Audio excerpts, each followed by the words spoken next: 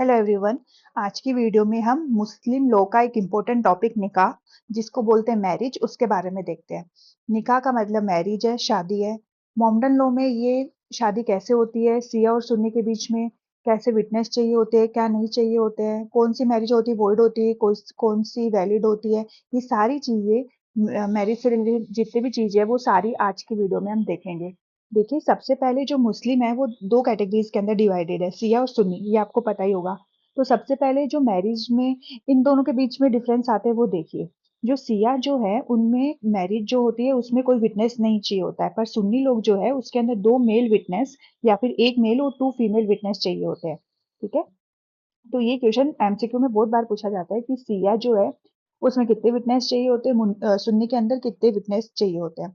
तो ये चीज आपको ध्यान रखनी है कि जो सुन्नी है उसके अंदर दो मेल होने चाहिए, या तो दो मेल होंगे या फिर दो मेल नहीं है तो क्या एक मेल या फिर दो फीमेल होनी चाहिए। तो या तो ये कैटेगरी होनी चाहिए या फिर ये कैटेगरी पूरी होनी चाहिए। ठीक है। अब आगे देखिए, जो निकाह है माइनर का, अगर माइनर जो है उसका अगर शादी होती है तो उसके लिए आपको फादर और ग्रैंडफादर इन दोनों की जो है कंसेंट लेनी एसेंशियल है। पर जो सुन्नी लॉ है उसके अंदर जरूरी नहीं फादर और ग्रैंडफादर की हो, कोई भी पर्सन है वो कंसेंट दे सकता है। तो अगर कहीं भी आप माइनर का अगर शादी करवा रहे हो तो उसके लिए जो कंसेंट होगी वो जरूरी होगी। अब देखिए, जो पर्सन है वो कंसेंट देता है उसको जबर बोलते हैं। मुस्लिम लोग के अंदर जबर को गार्जियन बोलते हैं, कि जो जिस गार्जियन से आप कंसेंट ले रहे हो वो जबर है। और उनके अलावा जितने भी बचे हुए लोग हैं उनको फिजूलीज कहा जाता है। अब देखिए, जो सिया है उसके अंदर मुता विवाह जो होता है वो वैलिड होता है। मुता विवाह क्या होता है? ये एक टेम्पररी मैरिज होती है, कुछ टाइम के लिए, फिक्स टाइम पीरियड के लिए परफॉर्म की जाती है, और वो टाइम पीरियड फिक्स होने के बाद ये अपने आप डिसॉल्व हो जाती है। पर सुन्नी के अंदर कोई भी मुता मैरिज है वो वैलिड नहीं मानी जाती है, होती ही नहीं है वो। मैरिज जो है वो टू टाइप्स की यहाँ पे मानी जाती है सिया के अंदर, जिसके अंदर दो टाइप है, सही और बातिल। सही मतलब वैलिड है और बातिल मतलब वॉइड है। पर जो सुन्नी है उसके अंदर ये थ्री टाइप्स की दी गई है, जिसमें सही, जिसका नाम है वैलिड, बातिल होती है जिसको हम वॉइड कहते हैं, और तीसरी कैटेगरी जो सिर्फ सुन्नी में इंक्लूडेड है वो है फासिद, जिसका मतलब है इनरेगुलर। अब देखिए, जैसे ही ये इनरेगुलर मैरिज जो है जिसमें क्या होता है, अगर जैसे ही हम इनरेगुलरिटी को अगर रिमूव करेंगे तो वो क्या हो जाएगी, वैलिड हो जाएगी। अब ये इनरेगुलरिटी रिमूव कैसे की जाती है? या तो बहुत टाइम, जो लॉन्ग टाइम है वो पास हो जाता है तो रिमूव हो जाएगी, या फिर वो डिफेक्ट है जिस डिफेक्ट की वजह से इनरेगुलर हुई है, अगर वो हम रिमूव कर दे तो वो वैलिड हो जाएगी। फॉर एग्जाम्पल मान लीजिए, आपने बिना विटनेस के शादी करी तो आपकी मैरिज क्या हो गई, फासिद हो गई, इनरेगुलर हो गई। तो अब आप क्या करेंगे, वो जैसे ही उसको रिमूव करेंगे, उस डिफेक्ट को, कि आपने क्या करा, विटनेस से शादी कर ली, विटनेस बुला के शादी कर ली, तो वो वैलिड हो जाएगी। तो वैसे ही जैसे ही आप उस डिफेक्ट को रिमूव करेंगे वो क्या हो जाएगा, रेगुलर, वो वैलिड हो जाएगी, रेगुलर हो जाएगी शादी, मतलब वैलिड हो जाएगी। अब उसके बाद में, आफ्टर कंज्यूमेशन ऑफ मैरिज, अगर आपने मैरिज कंज्यूम कर ली है, आपका सेक्सुअल रिलेशनशिप बन गया है, तो भी वो क्या मानी जाएगी, आपकी जो शादी है वो वैलिड मानी जाएगी। अब देखिए, नेचर क्या होता है मुस्लिम मैरिज का। सबसे पहले है, मुस्लिम मैरिज के एसेंशियल क्या है, तीन मेन एसेंशियल है, जिसके अंदर सबसे पहले आता है इजाब, सेकंड पे आता है महर, और तीसरे पे आता है कबूल। ठीक है। तो सबसे पहले क्या है, इजाब एसेंशियल एलिमेंट है, फिर महर और फिर कबूल, ये तीनों चीजें होनी जरूरी है। देखिए, सब जो रिलीजन है उनकी अपनी फॉर्मेलिटीज होती है, अपनी सेरेमनीज होती है जो वो परफॉर्म करते हैं। पर जो मुस्लिम लॉ है उसके अंदर मेनली क्या, इजाब, कबूल और महर है, वो इम्पोर्टेंट है। अब मुस्लिम लॉ है, यहाँ पर कोई जरूरी नहीं है, सेरेमनीज की जरूरत नहीं होती है, सेरेमनी की जरूरत नहीं है, यहाँ पे सिर्फ एक सामने वाली पार्टी है, वो पूछती है, ठीक है, और आगे सामने जो बैठी है पार्टी वो उसका आंसर देती है। अब उसके बाद में जो सिया, जो हमने अभी पढ़ा था, सिया सुन्नी दो कैटेगरीज में डिवाइडेड है। तो जो सिया है उसके अंदर कोई विटनेस है वो नहीं चाहिए होता है, पर सुन्नी के अंदर हमें दो मेल विटनेस और एक फीमेल या फिर दो मेल विटनेस चाहिए होता है। देखो, ये जो चीज है इसमें कंफ्यूज नहीं होना, या तो दो मेल होंगे तो ये एक कैटेगरी हो गई, या फिर एक मेल और दो फीमेल ये एक कैटेगरी हो गई। तो या तो ये हो सकती है या ये हो सकती है। ठीक है। अब फोर्थ जो है, फोर्थ पॉइंट ये बोल रहा है कि इजा जो इजाब, कबूल और मेहर है, वो रिजेंबल किसको करते हैं, कॉन्ट्रैक्ट को। कॉन्ट्रैक्ट को कैसे करेंगे, जैसे कि इजाब है, ये इजाब है, इसको तो हम बोलते हैं प्रपोजल, कबूल है उसको बोलते हैं हम एक्सेप्टेंस, और मेहर है उसको हम बोलते हैं कंसिडरेशन। तो इस तरीके से काम करता है। इजाब होता है प्रपोजल, कि आपने प्रपोजल दिया, कबूल है मतलब सामने वाला उसको एक्सेप्ट कर रहा है, कबूल है बोल के, और मेहर होता है कंसिडरेशन। अब देखिए आगे, इवन आफ्टर निकाह the existence of women doesn't and, जो निकाह होने के बाद में जो वुमेन का एग्जिस्टेंस है वो खत्म नहीं होता है, उसके पास अपनी प्रॉपर्टी होती है। ठीक है। और ऑल द जितने भी जो वेरियस कोर्ट है वो commented on its nature. Consider all the above various courts has been commented on its nature. ठीक है, तो उसके नेचर पे वेरियस कोर्ट है, उसके नेचर पे कमेंट भी करते हैं। अब देखिए ये एक कॉन्ट्रैक्ट ही समझा गया है, इसके अंदर मेन बात ये है, जिसके अंदर इजाब है वो प्रपोजल समझा गया है, कबूल है वो एक्सेप्टेंस समझा गया है, और महर है वो कंसिडरेशन समझा गया है। अब देखिए एक केस आता है इसके अंदर, देखिए इसके अंदर एक इम्पोर्टेंट केस आया था जिसका नाम है अब्दुल कादिर वर्सेस सलीमा। इसके अंदर जस्टिस महमूद थे जिन्होंने ये बोला कि इसका जो नेचर है वो कॉन्ट्रैक्ट के जैसा है। ठीक है, कॉन्ट्रैक्ट जैसे परफॉर्म होता है, जैसे उसके अंदर वो ऑफर दिया जाता है, एक्सेप्टेंस दी जाती है, प्रपोजल दिया जाता है, तो सेम चीज इसके अंदर भी होती है। तो इसको कॉन्ट्रैक्ट से जो क्या किया गया है, कंपेयर किया गया है। अब उसके देखिए, ये जो सुब्रनिशा का केस है उसके अंदर इसको जो कंपेयर किया गया था वो हायर परचेज एक्ट से कंपेयर किया गया था, जिसमें ये बोला गया था कि अगर वुमेन है वो कंज्यूम नहीं कर रही है तो जो हस्बैंड है वो क्या करेगा, उसकी कोई लाइबिलिटी नहीं है महर देने की। मतलब अगर मैरिज कंज्यूम हुई है जब तो वो महर देगा, अगर मैरिज कंज्यूम नहीं हुई है तो महर नहीं देगा। ये इस केस के थ्रू आया था। अब एक इम्पोर्टेंट केस इसके अंदर ये बताया गया है, अनीस बेगम वर्सेस मोहम्मद इस्तीफा, जिसके अंदर जस्टिस सुलेमान थे। इन्होंने ये बोला गया है कि निकाह है वो कॉन्ट्रैक्ट नहीं बोला गया, इन्होंने इन्होंने निकाह को सैक्रामेंट बोला गया है, जैसे कि हिंदू लॉ में बोलते हैं, तो निकाह सैक्रामेंट बोला गया है। और इसके बहुत सारे कॉन्ट्रेक्चुअल एलिमेंट तो है। अब कॉन्ट्रेक्चुअल एलिमेंट है तो आप इसको कॉन्ट्रैक्ट बोल दोगे, नहीं, कॉन्ट्रेक्चुअल एलिमेंट है पर ये क्या है, एक सैक्रामेंट है। और निकाह के टाइम हम क्या करते हैं, महर जो कि कंसिडरेशन नहीं है, ये इसलिए दी जाती है क्योंकि वो उस वुमेन का रेस्पेक्ट है, वो रेस्पेक्ट के तौर पे आप वो महर दे सकते हो। और ये जो मोहम्मद साहब है उन्होंने खुद बोला था, सुन्नतुल क्वाल मतलब क्या होता है कि मोहम्मद वो चीजें जो मोहम्मद साहब ने खुद अपने मुंह से बोली थी उसको सुन्नतुल क्वाल बोलते हैं। तो उसके अंदर इन्होंने ये बोला था कि आप जो महर देते हैं, ये महर जो आप देते हैं ये कोई कंसिडरेशन नहीं है जैसे कि कॉन्ट्रैक्ट में होता है, ये क्या है, एक मार्क ऑफ रेस्पेक्ट है।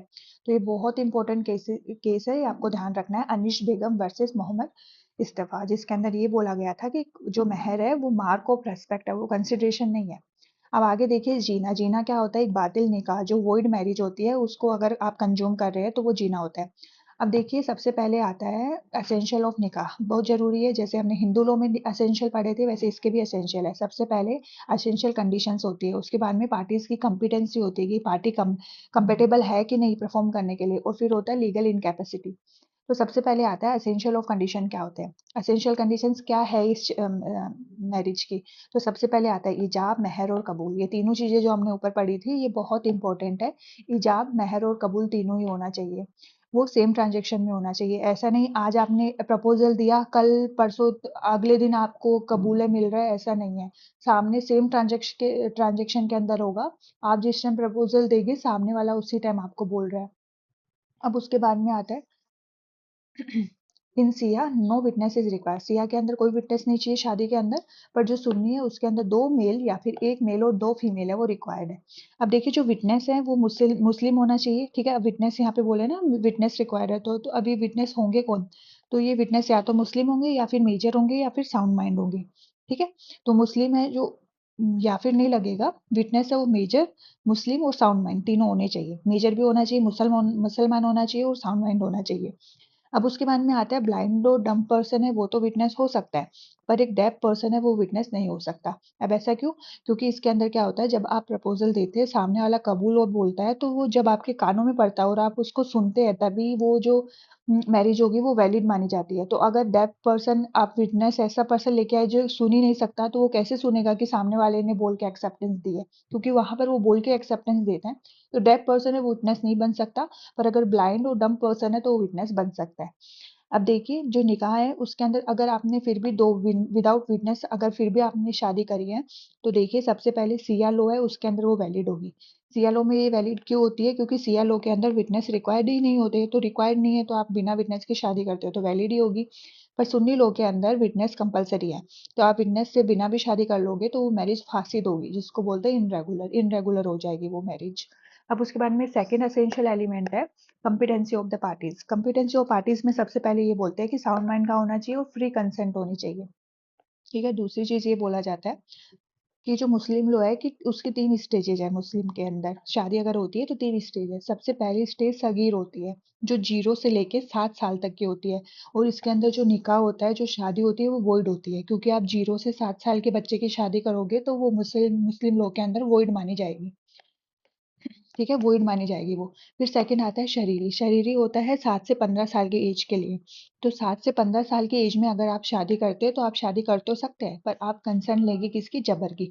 जबर यहाँ कौन होते हैं? गार्जियन होते हैं। गार्जियन को जबर बोला जाता है मुस्लिम लॉ में। तो निकाह है वो जबर की कंसेंट से, मतलब गार्जियन की कंसेंट से आप कर सकते हो 7 से 15 साल के लिए। अब थर्ड जो आती है वो आती है बुलूग। बुलूग होती है 15 ईयर प्लस। 15 ईयर प्लस का मतलब ये होता है कि यहाँ पे आपको कंसर्न है वो आप खुद दे सकते हैं। ठीक है, बुलूग का मतलब जवान होता है कि अब आप जवान हो गए, आपकी शादी हो गई, तो 15 साल के ऊपर अगर आप है तो आप अपनी शादी की कंसेंट है वो दे सकते हैं। अब आता है अगर निकाह है वो अगर शरीरी के अंदर किया गया है। शरीरी कौन सा था? 7 से 15 साल के लिए और विदाउट कंसेंट ऑफ द जबर, बिना अपने गार्जियन की कंसेंट के वो करी है। तो क्या कॉन्सिक्वेंसेज होंगे? तो देखिए, अगर आप बिना गार्जियन की परमिशन के, बिना गार्जियन की कंसेंट से शादी करते हैं तो सुन्नी के अंदर वो मैरिज क्या होगी? फासिद होगी, मतलब कि इनरेगुलर होगी।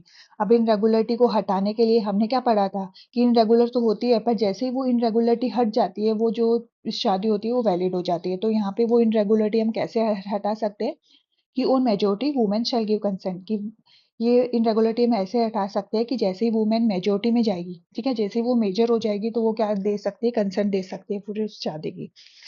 अब देखिए, मेजॉरिटी है वो मुस्लिम लोग के अंदर कब पड़ती है? हिंदू लोग में हम देखते हैं कि 18 प्लस जितनी भी चीजें 18 प्लस अगर वो होता है तो वो मेजर हो गया समझा जाएगा। पर मुस्लिम मुस्लिम लॉ में ऐसा नहीं है। बॉडी की मेजॉरिटी अलग है, प्रॉपर्टी की मेजॉरिटी अलग है। मैटर ऑफ बॉडी की जो है 15 साल है, मतलब 15 साल के ऊपर अगर होगा तो वो शादी कर सकता है, वो तलाक दे सकता है, ठीक है, वो 2-4 चीज़ें सब कर सकता है। पर प्रॉपर्टी की जो होगी वो 18 इयर्स होगी। प्रॉपर्टी की जैसे हिबा के अंदर अगर प्रॉपर्टी आ रही है, इनहेरिटेंस को लेकर प्रॉपर्टी आ रही है, तो इन सब के लिए 18 इयर्स एज देखी जाएगी। तो यहाँ पे मेजॉरिटी के लिए दोनों एज डिफरेंस है। बॉडी की एज 15 ईयर होगी और प्रॉपर्टी की एज 18 ईयर होगी। अब ख्याल उल बुलूग है, बहुत बार पूछा जाता है ख्याल उल बुलूग क्या होता है? तो देखिए, जब भी मुस्लिम वुमेन जो है वो क्या करती है? बिना कंसेंट के शादी कर लेती है। कंसेंट किसकी जरूरी है? फादर और ग्रैंडफादर की। तो अपने पापा और दादा की बिना कंसेंट के अगर वो शादी कर लेती है तो बाद में वो क्या कर सकती है? जैसे ही वो मेच्योरिटी में आएगी, मेच्योर होगी, वैसे ही वो क्या करेगी? उस मैरिज को कंफर्म कर देगी। या तो कंफर्म करेगी कि हाँ मैं अब मेजर हो चुकी हूँ, मेरे अंदर दिमाग आ गया है तो मैं ये मैरिज रखना चाहती हूँ। या क्या कर देगी? रिप्यूडिएट कर देगी कि मैंने बचपन में शादी करी थी, मेरे को इतनी नॉलेज नहीं थी, तो अब मैं इसको रेप्यूडिएट मतलब इसको तोड़ना चाहती हूँ, मैं ये मैरिज नहीं रखना चाहती हूँ। तो मेजोरिटी में आने के बाद जो वुमेन है वो अपना डिसीजन लेती है, अगर उसने शादी है वो बिना फादर और ग्रैंडफादर की कंसेंट के की है। इसको हम ख्याल उल बुलूग बोलते हैं। तो अगर वो उस मैरिज को रिप्यूडिएट करती है तो वो ख्याल उल बुलूग हो गया कि अब मेरे मेजोरिटी से वो डिसीजन ले रही हूँ कि मैं इस मैरिज में नहीं रहना चाहती, और उसको ख्याल उल बुलूग कहते हैं। अब आता है there is a difference in the Hindu law और मुस्लिम लॉ के अंदर कुछ डिफरेंस है जो हम देखते हैं। Here marriage should be not consume, अगर मैरिज कंज्यूम नहीं होगी इवन इफ वन टाइम, तो ख्याल और बुलूग है वो एंड हो जाएगा। ठीक है, अगर आपकी एक बार भी मैरिज कंज्यूम नहीं हुई है तो क्या करेंगे? ख्याल और बुलूग है वो एंड हो जाएगा, फिर आप उसका बेनिफिट नहीं ले सकते। अब राइट और बुलूग है वो प्रोवाइड किसके अंदर दिया गया है? Dissolution of Muslim marriage act 1939 के अंदर दिया गया है। ठीक है, 7 के अंदर सेक्शन 2 सेक्शन 2 क्लोज 7 के अंदर अभी दिया गया resolution of Muslim marriage act 1939। अब देखिए, मेजोरिटी है वो, ये देखिए बॉडी की है वो 15 साल की है, प्रॉपर्टी की वो 18 ईयर की है। तो कौन कौन के केसेस में बॉडी की मेजोरिटी देखी जाती है? अगर आप निकाह कर रहे हैं तो 15 साल के ऊपर होना चाहिए, तलाक ले रहे हैं तो 15 साल के ऊपर होना चाहिए, मेहर दे रहे हैं तो, या लेजिटिमेसी अगर बता रहे हैं चिल्ड्रन की, या फिर एक्नोलेजमेंट कर रहे हैं, तो इन सब केसेस में बॉडी की मेच्योरिटी देखी जाएगी जो कि है 15 ईयर्स।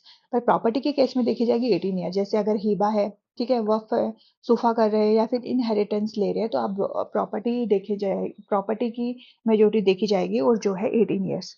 अब देखिए, 3 क्लोज के अंदर 3 नंबर पे आता है लीगल इनकैपेसिटी। लीगल इनकैपेसिटी में 4 इनकैपेसिटीज दी गई है, जिसके अंदर सबसे पहला एब्सोल्यूट इनकैपेसिटी, फिर आता है रिलेटिव इनकैपेसिटी, फिर आता है प्रोहिबिटरी और फिर आता है डायरेक्टरी। देखिए, सबसे पहले एब्सोल्यूट क्या होगा?